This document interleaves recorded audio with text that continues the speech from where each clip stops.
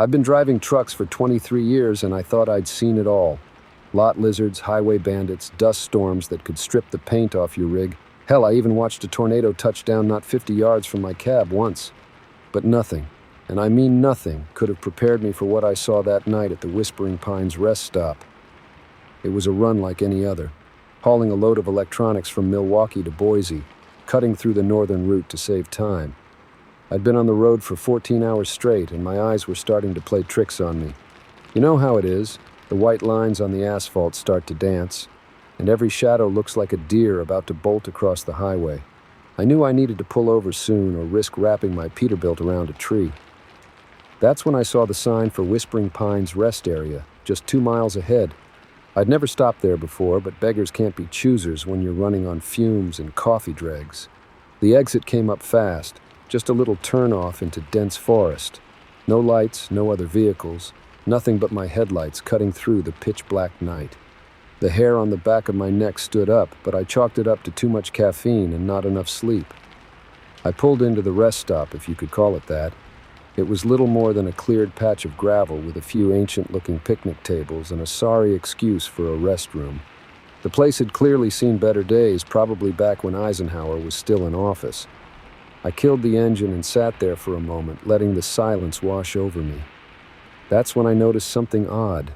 It was too quiet. No crickets, no rustling leaves, not even the distant hum of traffic from the highway. Just dead silence. Shaking off the unease, I grabbed my flashlight and climbed down from the cab. The gravel crunched under my boots, the sound unnaturally loud in the stillness. I made my way to the restroom, my light beam bouncing off crumbling concrete and rusted metal. The bathroom was about what you'd expect, grimy, smelly, and probably last cleaned when Nixon was in the White House. I did my business quickly, trying not to touch anything more than absolutely necessary. As I was washing my hands, I heard something that made my blood run cold. A scream, not human, not animal, something in between. It echoed through the trees, setting my teeth on edge and making my skin crawl. I froze, water still running over my hands, straining my ears for any other sound. Nothing, just that oppressive silence again. I shut off the tap and dried my hands on my jeans, my heart pounding in my chest. Part of me wanted to run straight back to my truck and get the hell out of Dodge. But curiosity got the better of me and a stupid sense of bravado that comes from being alone on the road too long. I stepped out of the restroom, my flashlight beam cutting through the darkness. The mist had gotten thicker, curling around my ankles like ghostly fingers. I swept the light across the rest area, half expecting to see some mangy coyote or maybe a homeless person camping out in the woods. What I saw instead nearly stopped my heart. At the edge of the clearing, just where the gravel met the tree line, stood something. It was tall, maybe 7 or 8 feet, and too thin to be human. Its limbs were long and jointed in all the wrong places, like someone had taken a person and stretched them out like taffy. But it was the face that haunted me, or rather, the lack of one. Where features should have been, there was just smooth, pale skin stretched tight over a skull-like shape. No eyes, no nose, no mouth, nothing but a blank canvas of flesh. I stood there, rooted to the spot, my flashlight beam trained on the creature. It didn't move, didn't make a sound, just stood there, swaying slightly in the mist like a tree in a gentle breeze. Then, slowly, it turned its head towards me. I don't know how, but I could feel it looking at me. A sensation of being watched, of being hunted, washed over me. My fight or flight instinct kicked in, and I chose flight. I ran faster than I ever have in my life, the gravel crunching and sliding under my feet. I fumbled for my keys, nearly dropping them in my panic. I could hear movement behind me, a sort of slithering, shuffling sound that was getting closer by the second. I threw myself into the cab, slamming the door shut and jamming the key into the ignition. The engine roared to life and I stomped on the gas, not even bothering to buckle up. Gravel sprayed as the tires fought for purchase, and then I was moving, tearing out of that godforsaken rest stop like a bat out of hell. In my rearview mirror, I caught a glimpse of movement at the edge of my taillights. More of them, emerging from the woods. 4 of those things, all tall and twisted and wrong.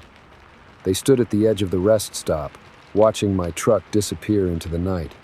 I drove for hours, my hands shaking on the wheel, my eyes darting between the road ahead and the mirrors. Part of me expected to see those things running alongside my truck, keeping pace with impossible speed. But there was nothing, just the empty road and the stars above. When the sun finally rose, I pulled over at a busy truck stop, one with plenty of other rigs and a 24-hour diner. My hands were cramped from gripping the wheel so tight, and my shirt was soaked through with sweat. I sat in that diner for hours, nursing cup after cup of coffee, trying to make sense of what I'd seen. Had it been real, or just some hallucination brought on by exhaustion and isolation? I didn't know, and part of me didn't want to know. What I did know was that I was done with solo long-haul runs. I called my dispatcher right there from the diner payphone and told him I was quitting. Found a local gig the next week, delivering within the city limits. No more overnights, no more lonely highways, and definitely no more secluded rest stops.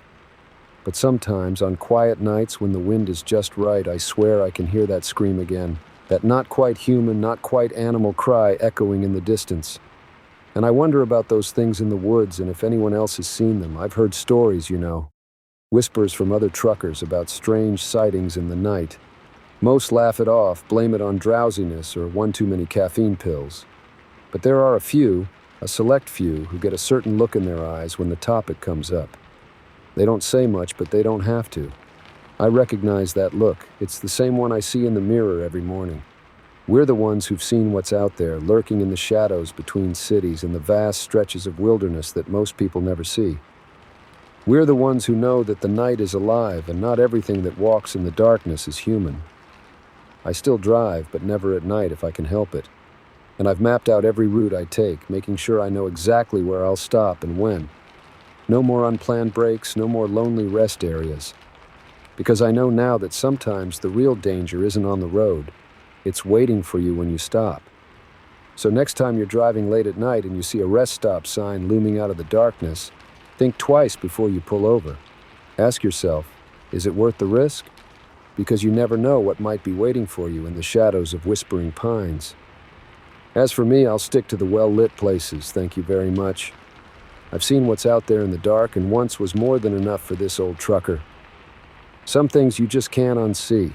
And some nights, the best thing you can do is just keep driving until the sun comes up. But I know they're still out there, waiting, watching. And sometimes in my dreams, I'm back in that rest stop, staring into that blank, featureless face. Only in my dreams, it isn't so featureless anymore. In my dreams, it smiles. And that, my friends, is a sight that wakes me up screaming every single time. So take it from someone who's been there. Stick to the bright lights and busy truck stops. Leave the dark and lonely places to the things that call them home. Because out there on the empty highways, in the spaces between towns where nobody goes, there are things waiting in the night. Things that are hungry, things that are patient, things that are always watching, always waiting for someone to make that fatal mistake of stopping in the wrong place at the wrong time. Remember that the next time you're tempted to pull over at some godforsaken rest stop in the middle of nowhere, remember that sometimes the most dangerous thing on the road isn't the drunk drivers or the black ice or the jackknifed semis. Sometimes the most dangerous thing is what's waiting for you when you stop.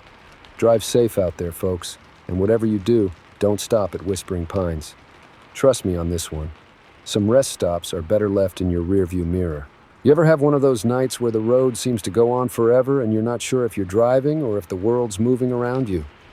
That was me last Tuesday. Little did I know, picking up that hitchhiker would turn my world upside down and inside out. It was about 2 a.m., somewhere in the middle of Nevada. Nothing but desert and darkness as far as the eye could see. My rig's headlights cut through the night like a knife, illuminating a lonely stretch of asphalt that seemed to reach into eternity. I'd been on the road for 14 hours straight, hauling a load of computer parts from Silicon Valley to Denver. The radio had long since devolved into static, and I was running on nothing but truck stop coffee and sheer stubbornness. That's when I saw him. At first I thought it was a mirage. You see a lot of strange things when you've been driving as long as I have. But as I got closer, I realized it was a man standing on the side of the road, thumb out. Now, I'm not usually one for picking up hitchhikers. Too many horror stories, too many risks. But something about this guy made me slow down.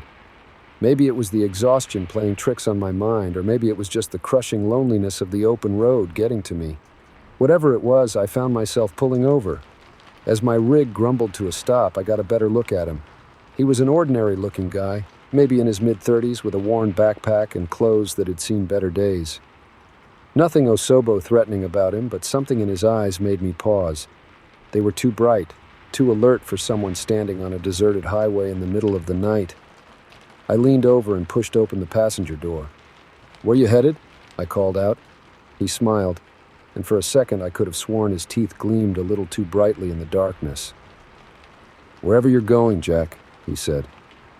I froze. I hadn't told him my name. Hell, I hadn't said anything to him yet, but before I could question it, he was already climbing into the cab, his movements fluid and graceful despite the height of the step. "Thanks for stopping," he said as he settled into the seat. "I've been waiting for you." A chill ran down my spine, but I shook it off. Must have misheard him. "No problem," I mumbled, putting the truck in gear. "I'm headed to Denver. That work for you?" He nodded, still smiling that unsettling smile. "Perfect. That's exactly where I need to go." As we pulled back onto the highway, I tried to shake off the weird feeling in my gut.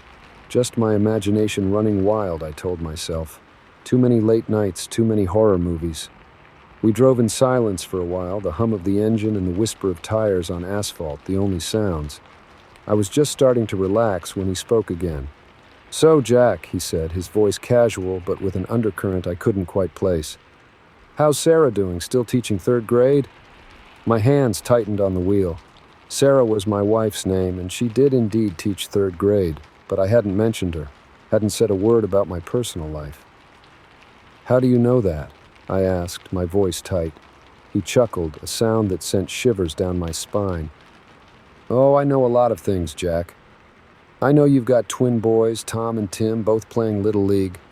I know you've been driving trucks for Milestone Logistics for, what is it now, 15 years? My mind was reeling. This was impossible. There's no way he could know all this. Unless... "Are you from the company?" I asked, grasping at straws. "Is this some kind of test?" He laughed again, and this time there was no mistaking the otherworldly quality to it. It echoed in the cab like we were in a vast cavern instead of a cramped truck. "No test, Jack. Just a friendly chat between a driver and his passenger. Tell me, how's that bum knee of yours? The one you injured playing football in high school? Still gives you trouble on long hauls, doesn't it?" I felt the blood drain from my face. I'd never told anyone about that, not even Sarah. It was an old injury, one that only bothered me on the longest drives. There was no way, no possible way, this stranger could know about it. "Who are you?" I whispered, my eyes darting between him and the road. "What do you want?" He turned to face me fully then, and I wished to God he hadn't, because his eyes, they weren't human anymore. They were deep, impossibly deep, like looking into wells that went straight to the center of the earth.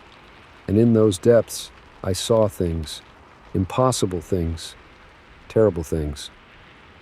"I'm just a traveler, Jack," he said, his voice resonating with something ancient and powerful. "Like you, always moving, always watching. But unlike you, I see more than just the road ahead. I see everything, past, present, future, all laid out like a map." My hands were shaking on the wheel now, cold sweat beating on my forehead. This couldn't be real. I must have fallen asleep at the wheel. This was a dream, a nightmare. But it felt too real. The hum of the engine, the feel of the wheel under my hands, the chill of the air conditioning. It was all too vivid, too present. "I know about the accident, Jack," he said softly, and my blood turned to ice.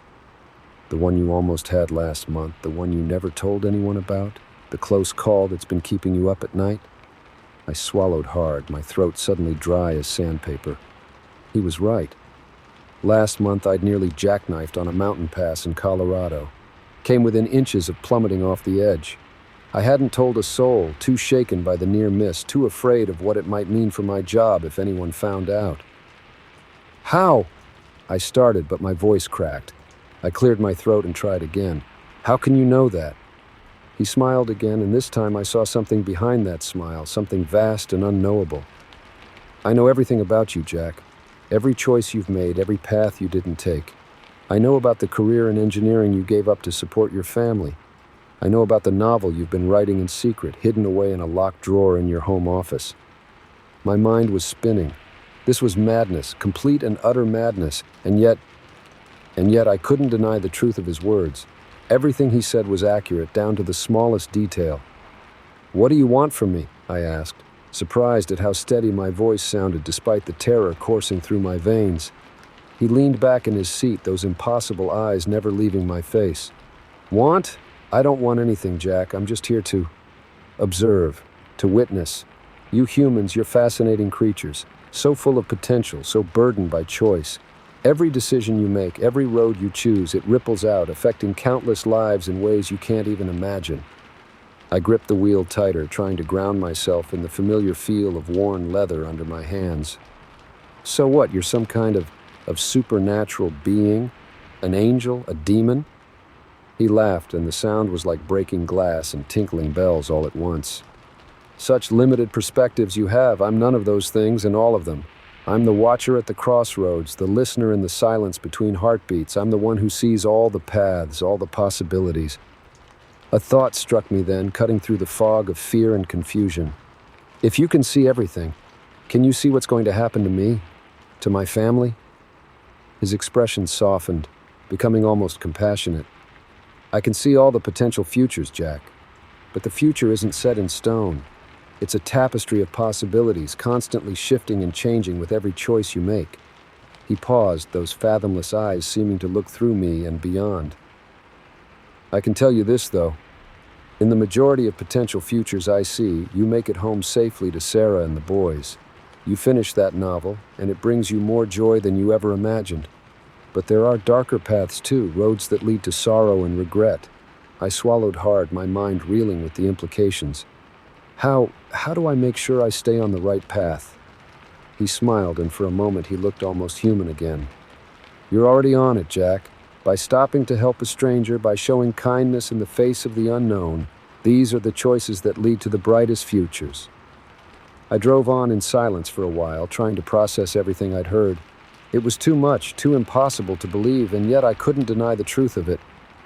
As the first hints of dawn began to lighten the eastern sky, I realized we were approaching another town. I turned to ask my passenger if he wanted to stop for coffee, but the words died in my throat.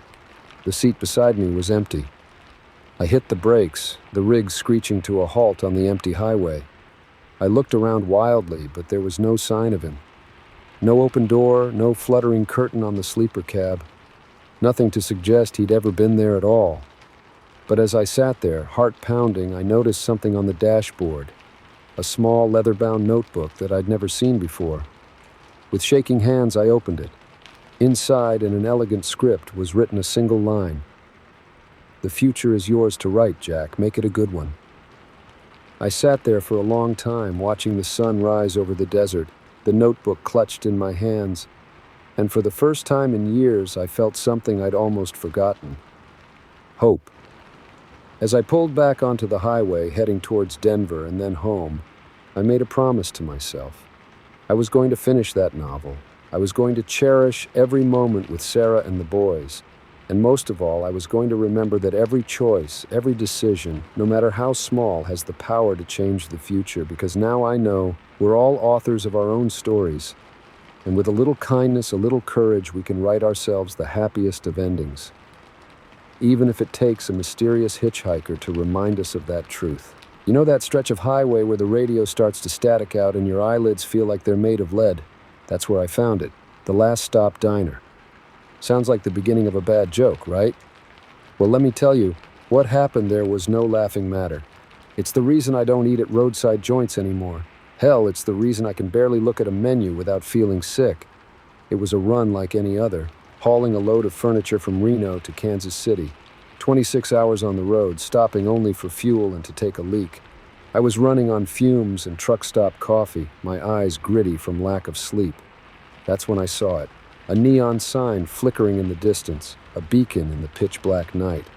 "Last Stop Diner, home cooking," it proclaimed in wavering red letters. My stomach growled, reminding me that the last thing I'd eaten was a stale sandwich somewhere in eastern Utah. I pulled into the gravel lot, my rig's headlights illuminating a handful of other trucks and a couple of beat-up sedans. The place looked like it had been plucked straight out of the 1950s, all chrome and faded pastel paint. But hey, these old joints often had the best grub. The bell over the door jingled as I walked in, the smell of grease and coffee hitting me like a wall. It was busy for 3 a.m., about half the booths occupied by an odd mix of truckers and locals. A waitress with bottle blonde hair and too much eyeshadow nodded at me from behind the counter. "Sit anywhere, hon," she called out, her voice gravelly from years of cigarettes. I slid into a booth, the cracked vinyl seat squeaking under my weight. The laminated menu was sticky, and I tried not to think about why as I perused the offerings. All the diner classics were there: burgers, meatloaf, chicken fried steak. My mouth watered despite myself. The waitress sauntered over, notepad in hand. Her name tag read Doris. "What'll it be, sweetheart?" she asked, snapping her gum. "Coffee black," I said, "and, hell, give me the house special, whatever's good." Doris smiled, and something about it made my skin crawl. Her teeth were too white, too perfect for a woman working graveyard in a truck stop diner.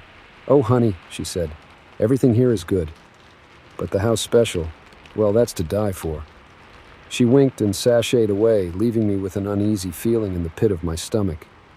I chalked it up to road fatigue and pulled out my phone, trying to distract myself with mindless scrolling. The coffee came quick, steaming hot and strong enough to strip paint. I gulped it down gratefully, feeling life seep back into my tired bones. The diner's other patrons were quiet, focused intently on their meals. The only sounds were the clink of cutlery and the sizzle of the grill from the kitchen. When Doris returned, she was carrying a plate piled high with what looked like pot roast, swimming in thick, dark gravy. The smell hit me first, rich, meaty, with an underlying sweetness I couldn't quite place. My mouth watered despite myself. "Enjoy, hon," Doris said, setting the plate down with a flourish. "It's real. Fresh." I didn't wait for her to leave before digging in. The meat was tender, falling apart under my fork. The first bite exploded across my tongue, a symphony of flavors I'd never experienced before. It was incredible. Like the best pot roast you've ever had, but better, richer, more complex. I devoured it, barely coming up for air. It was only when I was sopping up the last of the gravy with a piece of bread that I noticed the silence. The oppressive, absolute silence. I looked up. Every eye in the diner was on me. The other diners, the cook peering out from the kitchen, even Doris behind the counter. They were all watching me, their eyes gleaming with an emotion I couldn't quite read. Hunger? Anticipation? "Everything all right with your meal, darling?" Doris called out, her voice echoing in the stillness. I swallowed hard, suddenly aware of a strange aftertaste in my mouth. Metallic, coppery, no, it couldn't be. "What?" My voice cracked, and I had to clear my throat before continuing. "What was in that?" Doris's smile widened, showing too many teeth. "Oh, just a little of this, a little of that, our secret recipe. Did you enjoy it?" My stomach churned, the food I'd just devoured suddenly sitting like a lead weight in my gut. Because I knew. God help me, I knew what I'd just eaten.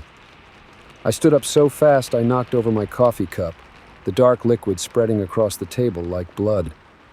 "I have to go," I mumbled, fumbling for my wallet.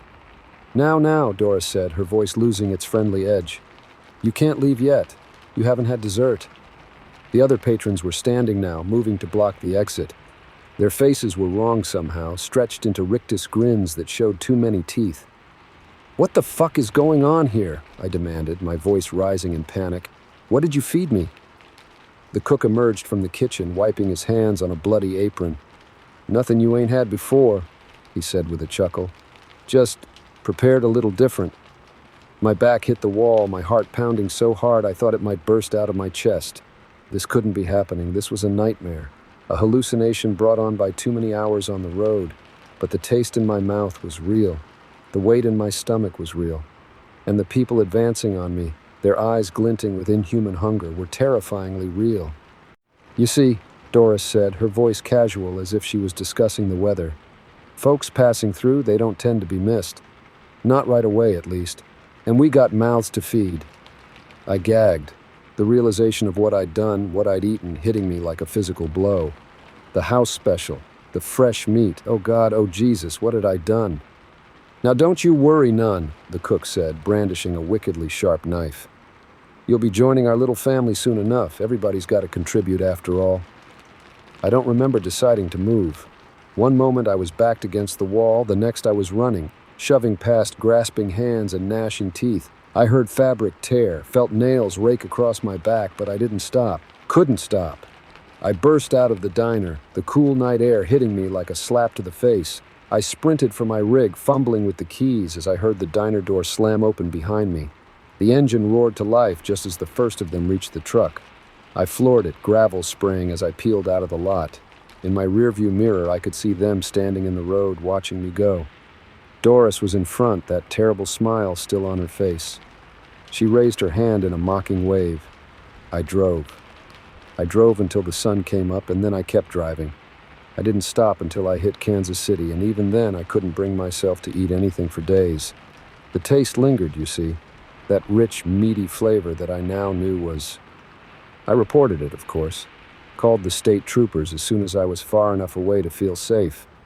They said they'd look into it, but I could tell from their tone that they didn't believe me. Hell, I'm not sure I believed me. When I finally worked up the courage to look for the diner online, I found nothing. No reviews, no listings, not even a mention in the local news. It was as if the place had never existed. But I know what I saw. I know what I tasted. And I know that somewhere out there on a lonely stretch of highway where the radio turns to static and the night seems to go on forever, there's a diner. A diner where the house special is always fresh, always tender, and always human. I don't eat at roadside diners anymore. I pack my own meals, carefully labeled and sealed. I don't pick up hitchhikers, and I don't stop unless it's at a big, well-lit truck stop with plenty of witnesses. Because I know the truth now. I know what's out there in the dark, waiting for tired truckers and lonely travelers. And I know that sometimes the real monsters aren't the ones in the ghost stories or urban legends. Sometimes the real monsters are the ones serving you dinner with a smile, asking if you'd like fries with your order of long pig.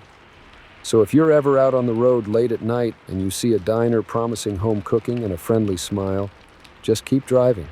No matter how hungry you are, no matter how tired, just keep going, because you never know. The next meal might be your last. And in the last stop diner, you're not the customer. You're the special of the day. You ever see something in your rearview mirror that wasn't there a second ago? Something that shouldn't be there at all? I have. And let me tell you, it's the kind of thing that makes you question everything you thought you knew about the world. It was a night like any other on the road. Or at least, that's how it started. I was hauling a load of electronics from Seattle to Chicago, cutting through Idaho on I-90. The kind of long-haul run that separates the men from the boys in this business. The clock on my dash read 2:37 a.m. when I hit the fog. It rolled in out of nowhere, thick as pea soup and twice as disorienting. One minute I'm cruising along under a clear, starry sky, and the next I'm plunged into a world of gray. My headlights barely penetrated the murk, turning the road ahead into a ghostly tunnel. I slowed down, of course. I'm not some rookie driver with more caffeine than sense in his system.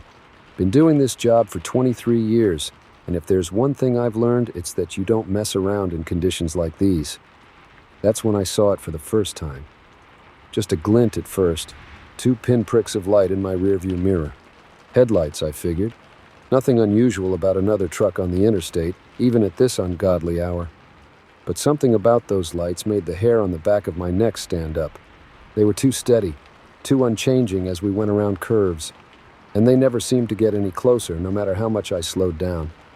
I tried to shake off the unease creeping up my spine. Told myself I was just tired, that the monotony of the road and the disorienting fog were playing tricks on my mind. I flicked on the radio, hoping some tunes would snap me out of it, nothing but static. I frowned, fiddling with the dial. This rig had top-of-the-line equipment, satellite radio that could pick up a signal in the middle of nowhere. But all I got was a soft hiss, punctuated by bursts of what sounded like voices. Not English, not any language I recognized. Just whispers on the edge of hearing, sending chills down my spine. I clicked it off, and the silence that filled the cab seemed oppressive, almost alive. That's when I noticed something else. The usual sounds of the road, the hum of my tires on the asphalt, the rumble of my engine, they were muffled, distant. Like the fog wasn't just blocking my vision, but swallowing up sound too. My eyes flicked back to the rearview mirror. The lights were still there, unwavering. But now I could make out a shape behind them. A massive grille, gleaming chrome that shouldn't have been visible in this pea soup fog. And above it, a windshield that reflected nothing but inky blackness. My hands tightened on the wheel. This was wrong, all wrong. I'm not some superstitious old fool, but 23 years on the road teaches you to trust your gut. And right now, my gut was screaming that something wasn't right. I pressed down on the accelerator, my rig responding with a growl. 65, 70, 75 miles per hour. Faster than I should have been going in this fog, but I didn't care. I just wanted to put some distance between me and whatever was behind me. But the lights in my mirror didn't fall back. They kept pace effortlessly, staying the same distance behind me no matter how fast I went. And now I could see more details. A hood ornament in the shape of a chrome skull. Mud flaps decorated with flames that seemed to flicker and move in the fog. This couldn't be real. I was hallucinating. Had to be. Too many hours on the road, too much caffeine, not enough sleep. I shook my head hard, trying to clear it. When I looked in the mirror again, the truck was gone. I let out a breath I didn't know I'd been holding, my shoulders sagging in relief. Just my imagination, after all. I eased off the gas, my speed dropping back to a more reasonable level for the conditions. That's when I saw the exit sign looming out of the fog. Rest area, 1 mile. I nearly wept with relief. I needed to stop, to get out of this fog, to clear my head. I took the exit, the fog seeming to thin a little as I pulled into the rest area. It was deserted, not surprising at this hour. I parked, killed the engine, and just sat there for a moment, listening to the ticking of the cooling metal. When I finally stepped out of the cab, the silence hit me like a physical thing. No distant traffic noise, no wildlife sounds, not even the whisper of wind through trees. Just absolute, total silence. I made my way to the restroom, my footsteps sounding unnaturally loud on the concrete. The fluorescent lights inside buzzed and flickered, casting weird shadows that seemed to move when I wasn't looking directly at them. As I washed my hands, I caught a glimpse of movement in the mirror. I spun around, heart pounding, but the restroom was empty. Just my nerves getting the better of me, I told myself. I splashed some cold water on my face, trying to shake off the lingering unease. That's when I heard it. The low, rumbling idle of a diesel engine. I stepped out of the restroom, my eyes scanning the parking lot. And there it was. Parked right next to my rig, gleaming in the sickly yellow light of the overhead lamps, was a truck that had no business existing. It was an old model, maybe from the 50s, but in pristine condition. Every chrome surface gleamed like it had just rolled off the factory floor.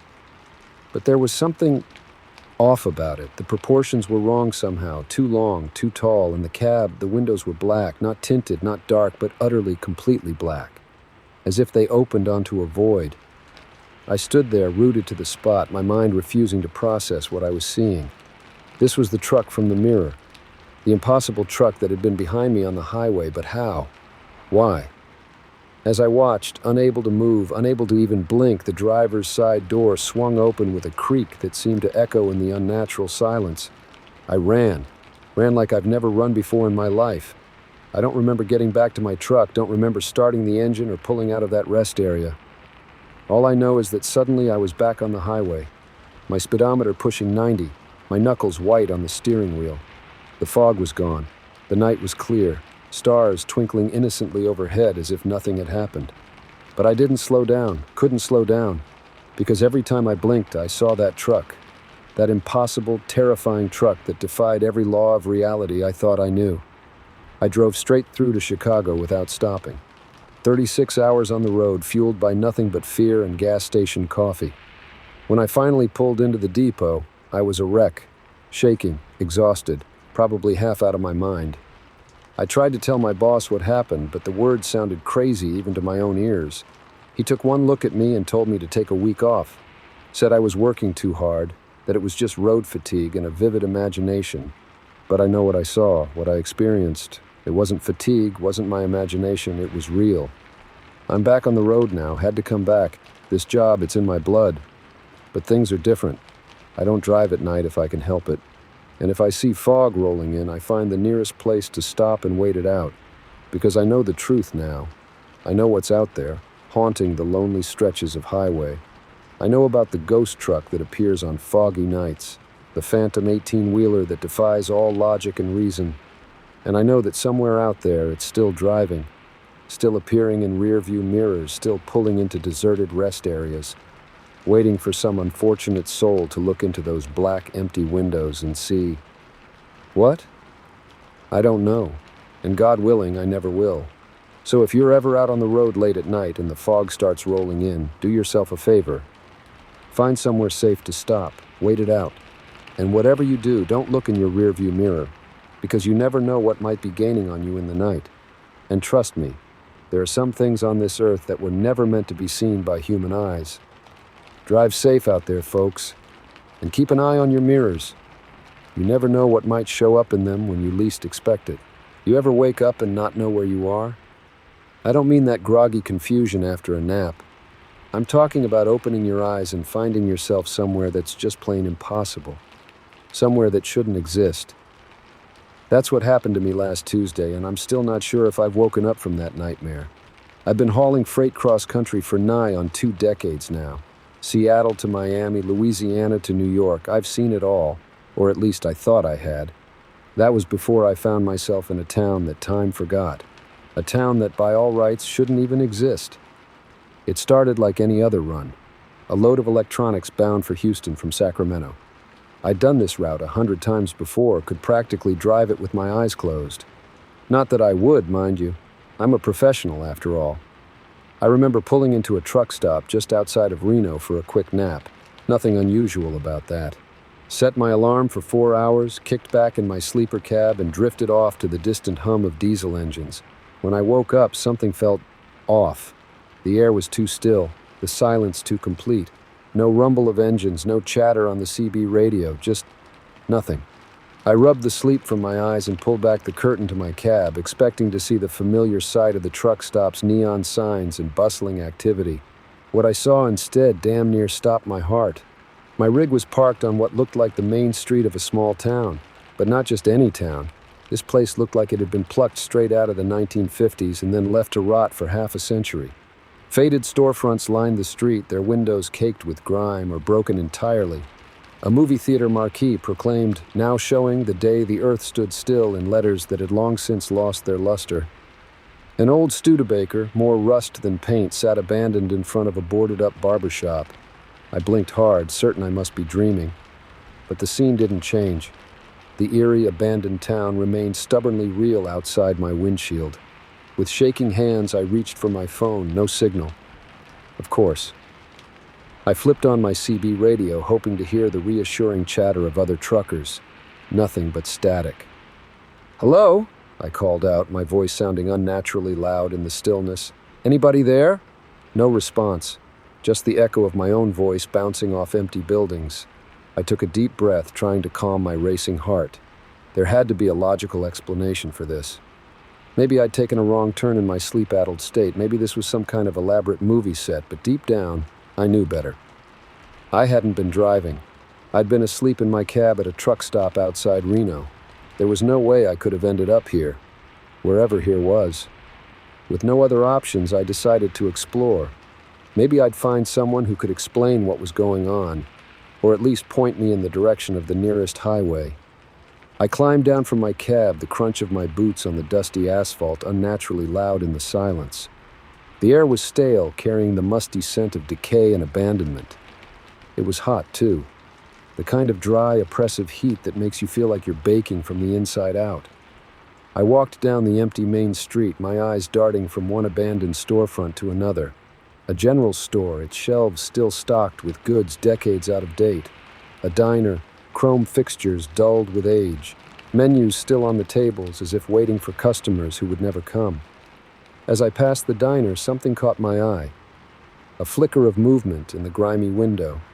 I spun around, heart pounding, nothing. Just my own reflection staring back at me, wide-eyed and pale. I shook my head, trying to clear it. This place was getting to me. I needed to focus on finding a way out. At the end of the street stood what must have once been the town hall. A faded banner hung limply from its facade. "Welcome to Millerville, where every day is a beautiful day." I snorted. Beautiful day, my ass. This place was about as welcoming as a graveyard at midnight. As I approached the town hall, I noticed something odd. The door was ajar, swinging gently in a breeze I couldn't feel. Against my better judgment, I decided to go in. Maybe I'd find some clues about where I was, or better yet, a working phone. The interior was dim, dust motes dancing in the shafts of sunlight that penetrated the grimy windows. The air was thick with the smell of mold and old paper. I made my way to what looked like it had once been the mayor's office. That's when I saw it. A calendar on the wall yellowed with age. The month displayed was May 1954, but it was the writing scrawled across it in angry red letters that made my blood run cold. "They're coming, God help us all." I stumbled backward, my heart pounding so hard I thought it might burst out of my chest. What the hell had happened here? What had made an entire town just vanish? A sudden noise from outside made me jump. It sounded like engines, multiple engines growing louder by the second. I raced to the window, hope surging through me. Maybe it was a search party. Maybe someone had noticed I was missing and come looking for me. What I saw instead turned my blood to ice. A convoy of vehicles was rolling into town. But these weren't any rescue vehicles I'd ever seen. They were old, vintage 1950s models, military trucks, jeeps, even a tank. All of them moving with an eerie, synchronized precision. And they were headed straight for the town hall. I ducked down, my mind racing. This couldn't be real. None of this could be real. I was dreaming. I had to be dreaming. But the rumble of those engines felt all too real. The dust tickling my nose, the sweat beating on my forehead. It all felt too vivid to be a dream. I heard doors slamming, footsteps approaching, voices too low to make out words but with an unmistakable tone of urgency. I looked around frantically for a place to hide. There, a small closet in the corner of the office. I dove inside, pulling the door shut just as I heard the main entrance of the town hall burst open. Through the slats in the closet door, I watched as a group of men entered the office. They were dressed in 1950 S-style military uniforms, but something about them seemed off. Their movements were too stiff, their faces too blank. One of them, clearly the leader, spoke in a voice that sounded like rusted gears grinding together. "The anomaly has been detected. Containment protocols must be initiated." Another responded in an equally unnatural voice, "But sir, a new variable has been introduced, the truck. It doesn't belong." My heart nearly stopped. They were talking about my rig.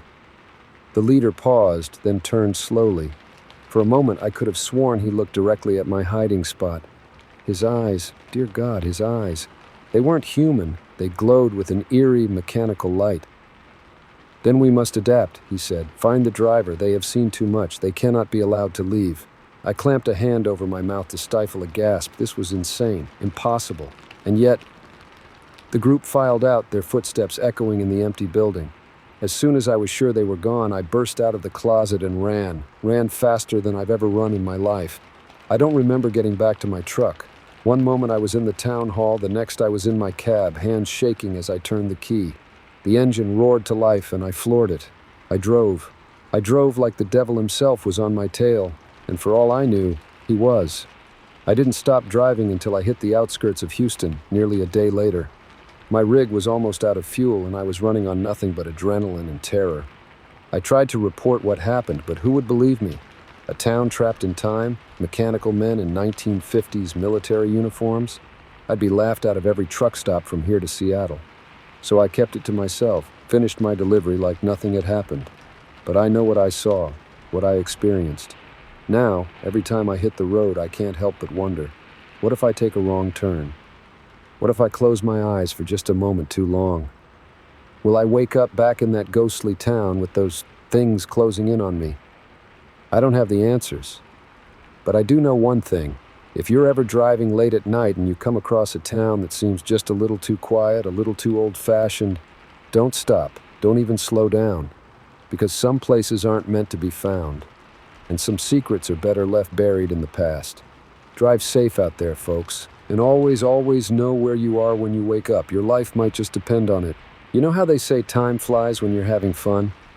Well, let me tell you about a place where time doesn't just fly, it stands completely still. A place that's been serving the same greasy burgers and weak coffee since before I was born. To the same damn faces that haven't aged a day in all that time. Sounds like the setup for a bad joke, right? I wish it was. But what I'm about to tell you is as real as the steering wheel under my hands and the endless miles of asphalt stretching out before me. It all started on a run from Tucson to Dallas. 48 hours of nothing but desert and tumbleweeds. The kind of monotonous haul that can drive even the most seasoned trucker a little loopy. I'd been on the road for about 18 hours when I saw the sign, Joe's Diner, next exit, best coffee this side of the Mississippi. Now, I'm not usually one for unplanned stops, but my stomach was growling louder than my engine, and the thought of a hot meal that didn't come from a vending machine was too tempting to pass up. So I took the exit, my rig grumbling as I downshifted. The diner appeared out of nowhere, a neon oasis in the middle of pitch-black desert. It looked like something straight out of an old movie, all chrome and red vinyl with a glowing jukebox in the corner and a counter lined with shiny stools. The parking lot was surprisingly full for 2 a.m., a mix of big rigs and vintage cars that looked like they belonged in a museum rather than on the open road. As I killed the engine, I noticed something odd. The air around the diner seemed to shimmer like heat waves rising off hot asphalt. But it was the middle of the night and the desert air had long since cooled. I shook my head, chalking it up to road fatigue, and made my way inside. The bell over the door jingled as I entered, and the smell hit me like a freight train. Grilled onions, coffee, and something else I couldn't quite place. Something old and musty, like dust and forgotten memories. The place was packed, every booth filled, and most of the counter stools occupied. But what struck me wasn't the number of people, it was the people themselves. They all looked wrong somehow. Their clothes were outdated, like they'd stepped out of different decades. A guy in one booth wore a zoot suit, while the woman across from him was decked out in 80s neon. And their faces, they were too smooth, too perfect, like time had forgotten to leave its mark on them. A waitress appeared in front of me, all perky smile and bouncing curls.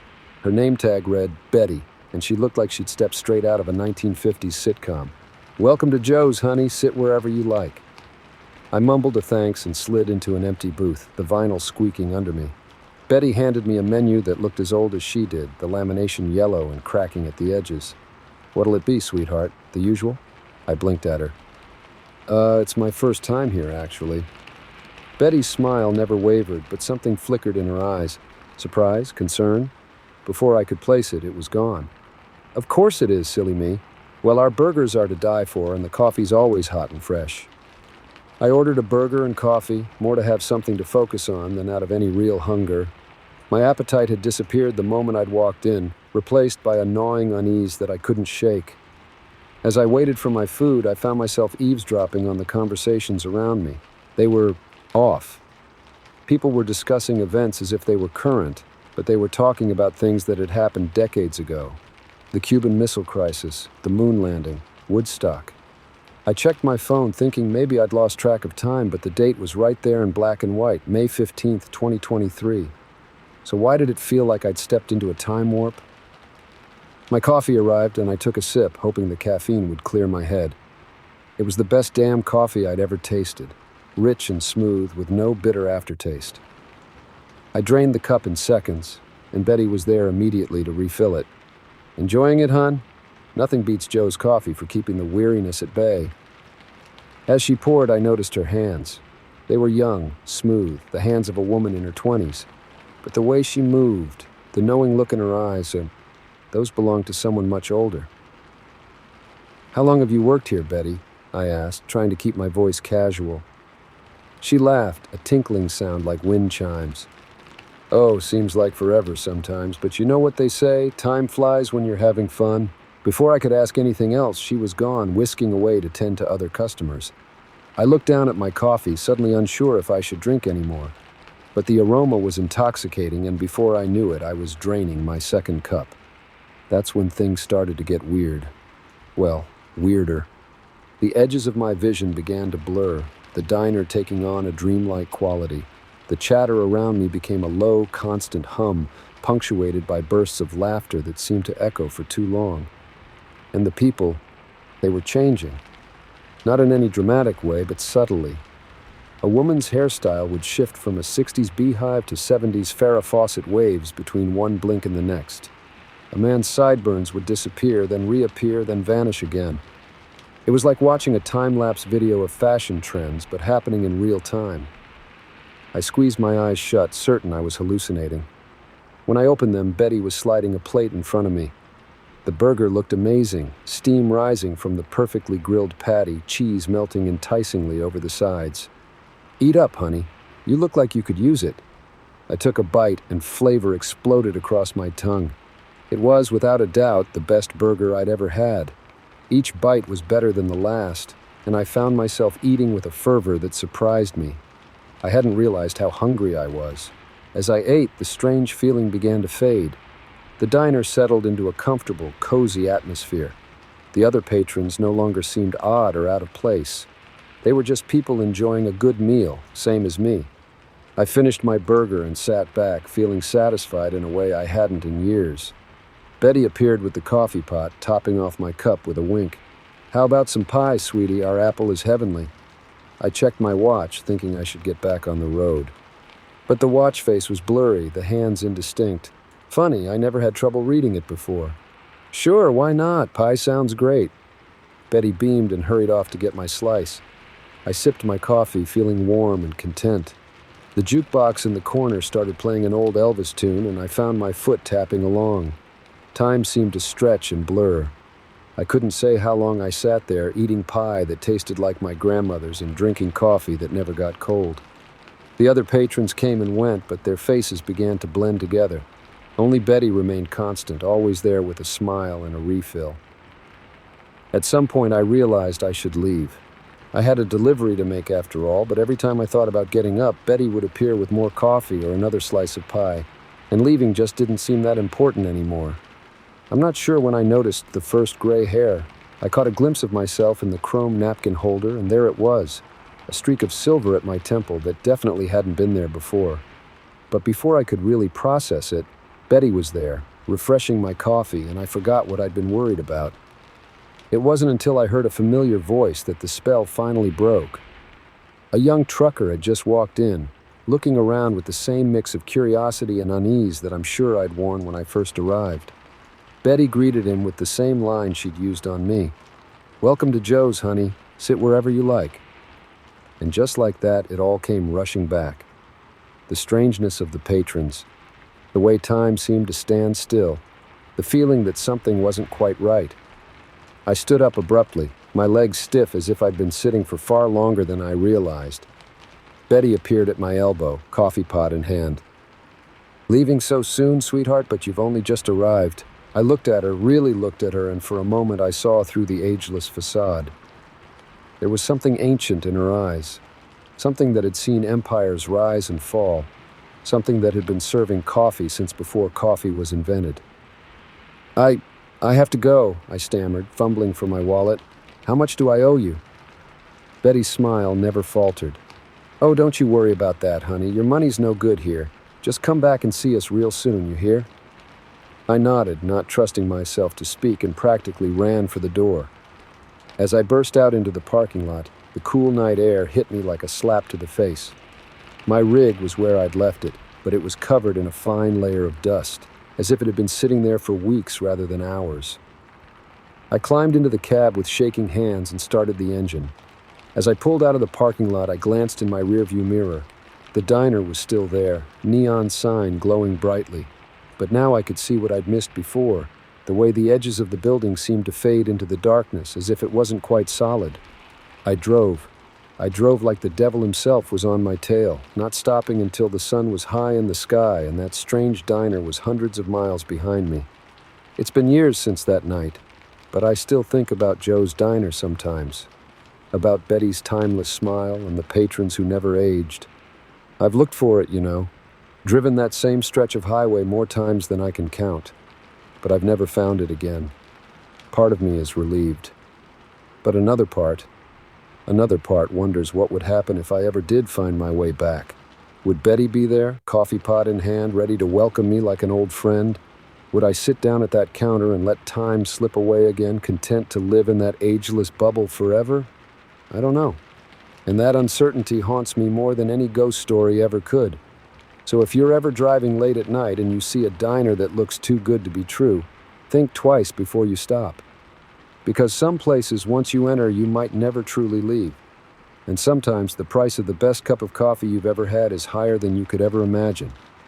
Drive safe out there, folks, and always keep an eye on the time. You never know when it might start slipping away from you. I've seen a lot of strange things on the road in my 15 years as a trucker, but nothing quite like that abandoned car in the Mojave Desert. It was the night that changed everything for me, the night I almost quit trucking for good. The moon hung low and heavy in the sky, casting an eerie glow over the endless expanse of sand and scrub brush. My headlights cut through the darkness, illuminating only a small patch of road ahead. The rest of the world was pitch black, as if it had been swallowed up by the night. I'd been driving for hours, my eyes burning from the strain of trying to stay alert. The caffeine from my last energy drink had long since worn off, leaving me feeling jittery and on edge, but I couldn't afford to stop. This delivery was too important, and I was already behind schedule. Just as I was considering pulling over for a quick power nap, something caught my eye in the distance, a faint, rhythmic flashing. As I drew closer, I realized it was a set of hazard lights blinking steadily in the darkness. My heart rate picked up.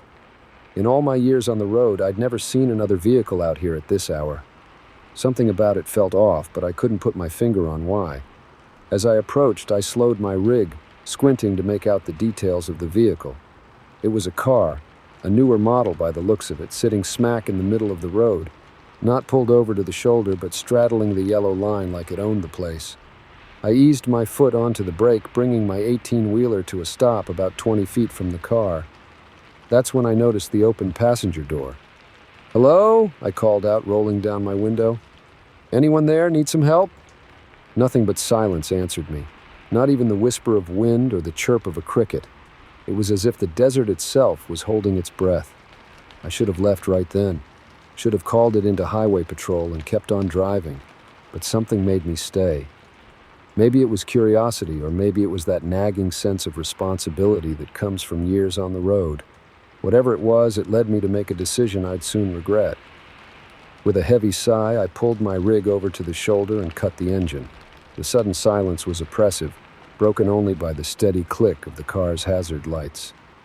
I grabbed my flashlight from the glove compartment and climbed down from the cab. The desert air hit me like a wall, dry and surprisingly cool for a summer night. I shivered, suddenly wishing I'd grabbed my jacket. As I approached the car, my boots crunching on the gravel, I swept my flashlight beam over the vehicle. It was a red Ford Fusion, gleaming like it had just rolled off the lot.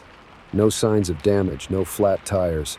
Just sitting there in the middle of the road, passenger door wide open like an invitation. "Hello?" I called again, louder this time. "Anyone here? You okay?" Still nothing. I circled the car slowly, peering inside.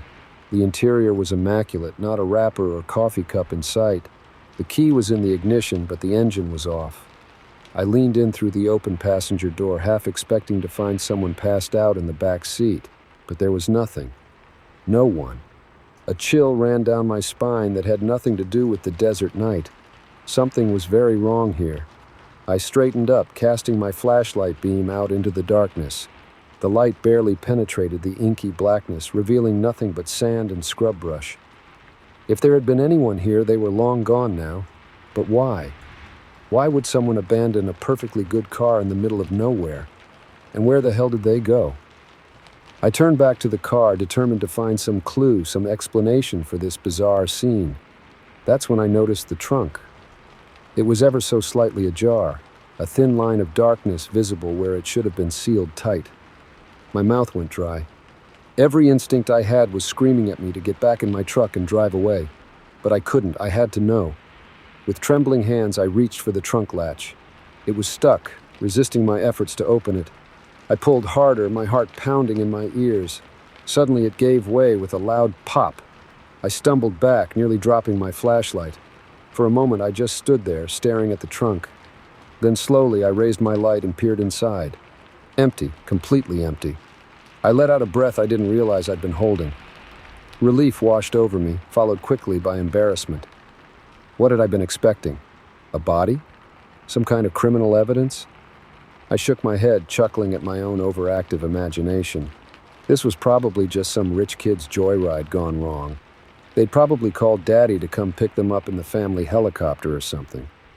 Still, I couldn't shake the feeling that something wasn't right. I decided to take one last look inside the car before calling it in and getting back on the road. I opened the driver's side door, leaning in to check the glove compartment for any registration or identification. As I did, a faint smell hit me, something metallic and vaguely familiar. I froze, my hand halfway to the glove box. That smell. I knew that smell. Blood. My heart started racing again as I frantically searched for the source. There were no visible stains on the seats or floor mats, nothing on the steering wheel or dashboard. Then I saw it, a small dark smudge on the inside of the driver's side window. I leaned in closer, shining my flashlight on it. It was a handprint, a small, child-sized handprint, smeared in what could only be blood. I recoiled, stumbling out of the car and nearly falling onto the asphalt.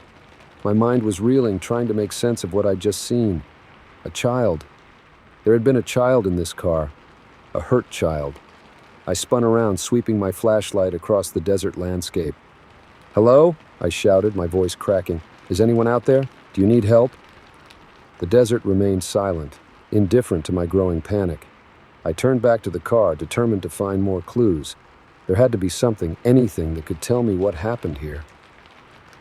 As I approached the open passenger door again, something caught my eye. A glint of metal on the floor of the back seat. I leaned in, my heart in my throat. It was a bracelet. A small silver charm bracelet with a single charm. A ballerina. I picked it up with shaking hands, turning it over in my palm. There was an inscription on the back of the charm. To Sarah, love, Dad. The world seemed to tilt on its axis. This wasn't some anonymous accident scene anymore. This was real.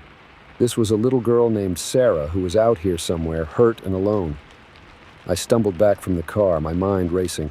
What should I do? Call the police? Search the area myself? I was just a trucker, for Christ's sake. I wasn't equipped to handle something like this. But as I stood there clutching that tiny bracelet, I knew I couldn't just walk away. I had to do something. I was about to head back to my truck to call for help when a sound stopped me dead in my tracks. A soft thud coming from the trunk of the car. I whirled around, my flashlight beam shaking as I pointed it at the vehicle. "Hello?" I called out, my voice barely above a whisper. "Is someone there?" Another thud, louder this time, definitely coming from the trunk. My heart was pounding so hard I could barely breathe. I approached the car slowly, every step feeling like it took an eternity. I reached for the trunk latch again, my hand trembling so badly I could barely grasp it. This time it opened easily. I lifted the lid, bracing myself for what I might find. The beam of my flashlight fell on a pair of wide, terrified eyes. A little girl, no more than 7 or 8 years old, was curled up in the trunk. Her face was streaked with tears and dirt, and there was a nasty cut on her forehead that had matted her blonde hair with blood. "Sarah?" I whispered, remembering the name on the bracelet. She nodded, her lower lip trembling. "It's okay," I said, trying to keep my voice calm despite the adrenaline coursing through my veins. "You're safe now. I'm here to help you." I reached out to lift her from the trunk, but she shrank back, terror flashing in her eyes. "It's okay," I repeated, holding up my hands to show I meant no harm. "I'm not going to hurt you. I'm here to help. Can you tell me what happened?" Sarah opened her mouth to speak, but before she could say a word, a deafening bang shattered the night air. Pain exploded in my shoulder, and I stumbled backward, nearly falling to the ground. Through a haze of shock and confusion, I saw a figure emerging from the darkness, a man holding a shotgun.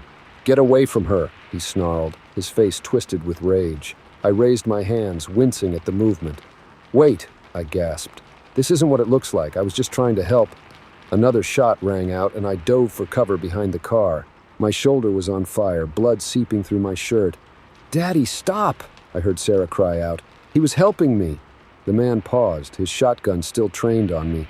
"What?" "I was scared," Sarah sobbed. "I hid in the trunk when the car broke down. I couldn't get out." The man lowered his gun slightly, confusion replacing the rage on his face. "But the blood, I thought—" "I hit my head when the car stopped," Sarah explained, climbing out of the trunk. "I was trying to get out to find you, but the latch got stuck." The man's shoulders sagged as the reality of the situation hit him. He lowered the shotgun completely, horror dawning on his face as he looked at me. "Oh, God," he whispered. I'm so sorry. I thought you were trying to take her." I nodded, still too shocked to speak. The pain in my shoulder was intensifying, and I could feel myself starting to shake. The man rushed forward, helping me to my feet. "We need to get you to a hospital," he said, his voice thick with guilt. "I'm so sorry. When I came back and saw a stranger at the car, I panicked." As he helped me towards my truck, Sarah trailing behind us, I couldn't help but laugh. It was a pained, slightly hysterical sound. "What's so funny?" the man asked, looking at me like I'd lost my mind. I shook my head, wincing at the movement. "Nothing," I said. "It's just, in all my years on the road, I never thought I'd end up shot by trying to help someone." The man's face fell. "I can't apologize enough," he started, but I waved him off. "It's okay," I said, surprising myself by meaning it. "I understand. You were protecting your daughter. Just maybe ask questions before shooting next time, yeah?" As we climbed into my truck, Sarah curled up safely between us. I couldn't help but think about how quickly a normal night had turned into something out of a crime novel. But despite the pain and the shock, I felt a sense of peace. I'd helped someone tonight, maybe gotten shot in the process, but still, I'd made a difference. And really, isn't that what life on the road is all about? Never knowing what's around the next bend, but always being ready to lend a hand when needed. As I started the engine, preparing to drive us all to the nearest hospital, I knew one thing for certain. This was a night I'd never forget, and somehow I was okay with that. They say the loneliest road in America is US Route 50 through Nevada. But let me tell you, there's nothing lonelier than being followed for hundreds of miles by a vehicle that shouldn't exist. It was supposed to be just another haul. Reno to Salt Lake City, a route I'd driven more times than I could count in my decade-long career as a trucker. The kind of drive where muscle memory takes over and your mind can wander. But this time, my mind wouldn't be doing any wandering. This time, I'd be too busy trying to convince myself I wasn't losing my mind. The day started normal enough. I pulled out of the depot in Reno just as the sun was peeking over the horizon, painting the sky in hues of pink and orange. My rig was loaded down with electronics bound for a distribution center in Salt Lake. Nothing unusual, nothing exciting, just another day on the job. The first few hours were uneventful. The desert landscape rolled by, a seemingly endless expanse of sagebrush and distant mountains. I hummed along to the radio, sipped my coffee, and watched the mile markers tick by. It was around noon when I first noticed it. A glint in my rearview mirror caught my eye.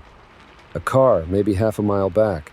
Nothing unusual about that, even on this desolate stretch of highway. But something about it nagged at me. I couldn't put my finger on why, but it felt off somehow. I tried to shake the feeling, focus on the road ahead, but every few minutes my eyes would flick to the mirror. The car was still there, maintaining the same distance. Hour after hour, it stayed with me. As the afternoon wore on, the situation started to get under my skin. I'm not usually the paranoid type, but there was something unsettling about this persistent tail. I tried to rationalize it. Maybe they were just going the same way, maybe it was a coincidence. But then we hit Ely, the only real town for hundreds of miles. I pulled into a truck stop, needing to stretch my legs and grab some food. As I maneuvered my rig into a parking spot, I kept an eye out for the car that had been behind me. Nothing. It was gone. I let out a breath I didn't realize I'd been holding. Just my imagination running wild, I told myself. Too many hours on the road, too much caffeine. I chuckled at my own foolishness as I headed into the truck stop. 20 minutes later, I was back on the road, feeling refreshed and a little sheepish about my earlier paranoia. The sun was starting to dip towards the horizon, casting long shadows across the desert. I settled in for the final stretch to Salt Lake, looking forward to a hot shower and a real bed. That's when I saw it again. The same car, appearing in my mirror as if it had never left. My blood ran cold. This wasn't possible. There was no way they could have stopped without me noticing, no way they could have caught up so quickly if they'd fallen behind. I gripped the steering wheel tighter, my knuckles turning white. Something was very wrong here. For the next hour, I watched that car in my mirror. It never got closer, never fell back. Just maintained that same steady distance, always there, always watching. As the sun set and darkness fell, I started to notice something else. Something that turned my unease into full-blown fear. The headlights, they were wrong somehow, too dim, too far apart. And there was something about their color, a sickly pale blue that made my skin crawl. I tried to get a better look at the vehicle itself, but in the gathering darkness, all I could make out was a vague, boxy shape. It didn't look like any car I'd ever seen before. My mind raced, trying to make sense of what was happening. Was I hallucinating? Had I FA? None of those explanations felt right. This was real, too real. I fumbled for my CB radio, thinking maybe another trucker in the area had noticed this weird vehicle. But when I keyed the mic, all I got was static. Dead air. In all my years on this route, I'd never lost signal here. The silence pressed in around me, broken only by the rumble of my engine and the hum of tires on asphalt. I'd never felt so alone. As the miles ticked by, my fear began to give way to anger. Who did this joker think they were, playing games on the open road? It was dangerous, not to mention creepy as hell. Fueled by this new emotion, I made a decision. I was going to confront whoever or whatever was behind me. I eased my foot off the gas, letting my rig slow gradually. If this really was just some prankster, they'd either pass me or slow down too. Either way, I'd get a better look at them. But the car didn't pass, and it didn't slow down. As my speedometer dipped lower and lower, that impossible vehicle maintained the exact same distance behind me. It was as if it was tethered to my truck by some invisible bond. My anger evaporated, replaced by a bone-deep terror that I'd never experienced before. This defied explanation. It defied reality. With shaking hands, I pushed the accelerator to the floor. My rig responded with a roar, quickly climbing back up to highway speed and beyond. I watched the speedometer climb 70, 80, 90 miles per hour. Way too fast for a fully loaded semi, but I didn't care. I had to get away. But every time I looked in my mirror, those pale blue headlights were there. Unchanging, unwavering, impossible. I don't know how long I drove like that, pushing my rig to its limits. Time seemed to lose all meaning. The dark desert blurred around me, and still those headlights haunted my mirror. It was the sign for the Utah border that finally snapped me out of my terrified stupor. I'd been so focused on what was behind me that I'd lost track of where I was. Salt Lake City wasn't far now, just a little longer, and I'd be among other people, other vehicles. Safety in numbers, right? As if sensing my thoughts, the otherworldly vehicle behind me suddenly changed. For the first time in hours, it moved, but not in any way I expected. It split. One pair of headlights became 2, then 4, then 8. They fanned out behind me, forming a wide semicircle of pale blue light. My breath caught in my throat. This couldn't be happening. And then, as one, they surged forward. I let out a strangled yell, instinctively yanking the wheel to the side. My trailer fishtailed dangerously, threatening to jackknife. I fought for control, adrenaline surging through my veins. By some miracle, I managed to keep the rig on the road. As I straightened out, I dared to glance in my mirror again. The lights were gone, all of them. The road behind me was empty. I blinked hard, wondering if my eyes were playing tricks on me. But no matter how long I stared, the highway remained clear. No headlights, no strange vehicles, nothing. My heart was pounding so hard I could feel it in my throat. What the hell had just happened? I drove the rest of the way to Salt Lake City in a daze, constantly checking my mirrors, flinching at every set of headlights I saw. But nothing unusual appeared. By the time I pulled into the distribution center, I was a wreck. As I went through the motions of checking in and unloading, my mind kept replaying the events of the night. Had it all been some sort of stress-induced hallucination? A waking nightmare brought on by too many hours on the road? I wanted to believe that. It would be easier, safer to think I just temporarily lost my grip on reality. But deep down, I knew. What I'd experienced out there in the Nevada desert was real, unexplainable, terrifying, but real. After finishing up at the distribution center, I headed to the nearest motel. I needed sleep, needed to process what had happened. But as I lay in bed staring at the ceiling, I knew sleep wouldn't come easy. Every time I closed my eyes, I saw those pale blue headlights. The next morning, I called my dispatcher and told her I needed some time off. "Family emergency," I said.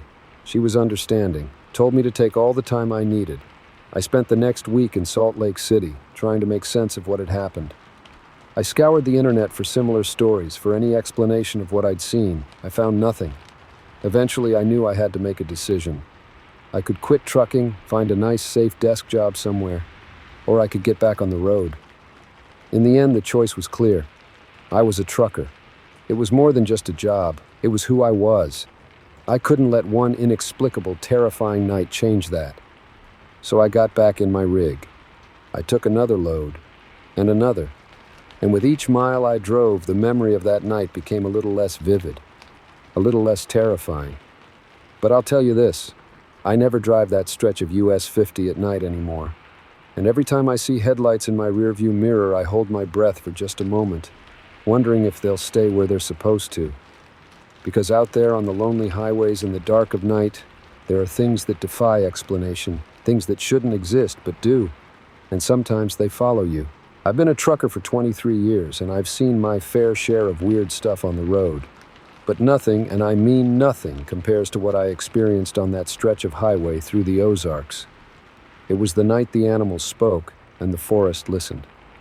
It was a crisp October evening when I set out from St. Louis, hauling a load of auto parts to Little Rock. The sun was just dipping below the horizon as I hit the highway, painting the sky in brilliant shades of orange and purple. I settled in for the long haul, my thermos of coffee within easy reach and my favorite classic rock station playing softly in the background. The first few hours were uneventful. Traffic thinned out as I made my way south, the endless ribbon of asphalt stretching out before me.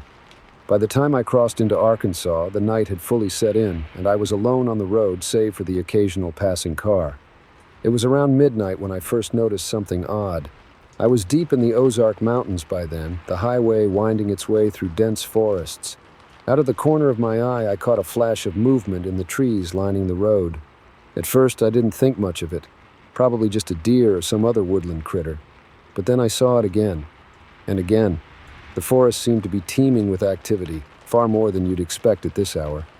I leaned forward in my seat, peering into the darkness beyond my headlights. That's when I saw them, eyes. Dozens, maybe hundreds of pairs of eyes, reflecting the light from my truck. They lined the road on both sides, watching, waiting. A chill ran down my spine. In all my years of driving this route, I'd never seen anything like this. It was as if every animal in the forest had gathered along the highway. But why? I shook my head, trying to clear it. Lack of sleep, I told myself. Just my imagination running wild. I reached for my coffee, took a long swig, and focused on the road ahead. But the feeling of being watched didn't go away. If anything, it intensified. And then things got even stranger. A fox darted out onto the road directly in front of my truck. I cursed, slamming on the brakes and bracing for impact. But the fox didn't run across. Instead, it stopped right in the middle of my lane and turned to face me. I managed to bring the rig to a stop just a few feet from the animal. My heart was pounding, adrenaline coursing through my veins. The fox just stood there, staring at me with unnatural intensity. And then, I swear on my life, it spoke. It wasn't English or any language I recognized. It was more like a feeling, a sensation that bypassed my ears and went straight to my brain. Danger, it seemed to say. Turn back. I blinked hard, certain I must be hallucinating. When I opened my eyes, the fox was gone. The road ahead was clear. My hands were shaking as I put the truck back in gear. What the hell had just happened? Had I dozed off for a second? Was I more tired than I realized? I decided to pull over at the next rest stop, grab some fresh air, maybe splash some water on my face. But as I drove on, I realized something. There were no rest stops, no exits, no signs of any kind. Just the endless road winding through the dark forest. And the animals were still there. I could see them now, clearer than before. Deer standing stock still by the roadside. Raccoons perched on low-hanging branches, even a bear, its massive form unmistakable in the gloom. All watching, all waiting. I tried the radio, hoping to distract myself, but there was nothing but static on every station. My cell phone showed no signal. It was just me, my truck, and the whispering forest. As the miles ticked by, the sensation grew stronger. It was as if the very air was thick with something. Messages? Warnings? I couldn't make sense of it, but I could feel it pressing in on me from all sides. A deer stepped out onto the road, much like the fox had earlier. But this time I didn't stop. I couldn't. Some primal instinct told me that if I stopped moving, something terrible would happen. So I swerved around the deer, my trailer swaying dangerously. As I passed, I heard it, or rather felt it. Another message, stronger this time, wrong way. Danger ahead, turn back. My knuckles were white on the steering wheel. Sweat beaded on my forehead despite the cool air blowing from the vents. This wasn't real. It couldn't be real. Animals don't talk. Forests don't whisper. I must be losing my mind. But it kept happening. An owl swooped low over my truck, its message clear as day. A family of raccoons lined up on the shoulder, their tiny faces serious as they bombarded me with warnings. Even the insects seemed to be in on it, their usual chirps and buzzes taking on an ominous, meaningful tone. I tried to rationalize it. Maybe there was some kind of environmental disaster ahead, a forest fire or a chemical spill. Maybe the animals were fleeing from something and my sleep-deprived brain was interpreting it as communication. But deep down, I knew that wasn't it. This was something else, something impossible. The road began to climb, winding its way up into the mountains. The trees pressed closer, their branches seeming to reach out for my truck. And still, the messages came. Stronger now, more urgent. Danger, death, turn back, last chance. I was breathing hard, my heart racing. Every instinct I had was screaming at me to turn around, to get as far away from this place as I could. But I couldn't. The road was too narrow, the drop-offs on either side too steep. The only way out was through. As I rounded a bend, I saw something that made my blood run cold. The road ahead was blocked. A massive tree had fallen across the highway, its trunk easily 3 feet thick. There was no way around it. I brought the truck to a stop, my mind reeling. What now? I couldn't go forward, couldn't go back. I was trapped. And then I saw them. Animals. Hundreds of them emerging from the forest on all sides. They moved with purpose, surrounding my truck. But they weren't attacking. They were waiting. With trembling hands, I reached for the door handle. Some part of me knew what I had to do, even if I didn't understand why. I climbed down from the cab on shaky legs, nearly falling as my feet hit the asphalt. The moment I was clear of the truck, it happened. The fallen tree began to move. At first, I thought it was rolling, but then I realized it was standing up. It wasn't a tree at all, but some kind of enormous, bark-covered creature. It rose to its full height, easily 20 feet tall, and turned to face me. I should have been terrified. I should have run or fainted or something. But instead I felt calm, as if this was all perfectly natural, perfectly right. The creature, the forest spirit, I realized, leaned down towards me, and for the first time that night, I heard actual words. "You have come far, traveler," it said, its voice like creaking wood and rustling leaves. "But your journey is not yet complete." "I don't understand," I managed to say. "What's happening? Why am I here?" The spirit's eyes, deep pools of ancient wisdom, bored into mine.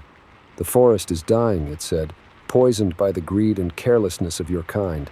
We need a champion, a voice to speak for those who cannot speak for themselves." I shook my head, bewildered. "But why me? I'm just a trucker. I'm nobody special." The spirit smiled, a creaking, groaning expression that should have been terrifying, but somehow wasn't. "You listened," it said simply. "When the animals spoke, when the forest whispered, you listened. That is rare and precious." It reached out one massive, branch-like hand and touched my forehead. In that moment, I saw everything. The beauty of the forest, the intricate web of life that connected every plant and animal. And I saw the threats, the pollution, the deforestation, the changing climate. I understood in a way I never had before how fragile it all was, and how important. When the vision faded, I found myself back in my truck.